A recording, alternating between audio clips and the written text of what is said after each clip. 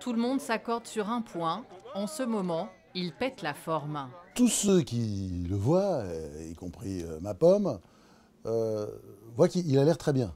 Il a l'air très bien dans sa peau. Un moral en flèche, malgré les sondages calamiteux, malgré cette première moitié de quinquennat qui ressemble à une lessiveuse, voire un chemin de croix. Ça ne le touche pas, comme s'il y avait en lui un côté sacrificiel. Il y a quelque part chez cet homme une espèce de religiosité cachée qui fait qu'effectivement il est prêt à se sacrifier. Un président en mission, mais qui se méfie de ce palais de l'Élysée qui enferme. Il n'est pas fasciné par la fonction présidentielle. Tout ce qui est l'univers, le décorum, souvent lui pèse. Un homme qui ne se dévoile pas. C'est quelqu'un qui ne se livre pas beaucoup, qui se livre même peu, ou alors par touches successives. Il peut montrer de la bienveillance envers ses ministres. J'ai assisté à mon premier conseil des ministres et les suivants, j'étais frappé de la façon dont il me faisait passer des petits mots qui étaient des encouragements, des conseils. Mais cette bonhomie lui sert aussi de masque pour cacher d'autres traits de caractère. Celui qui peut avoir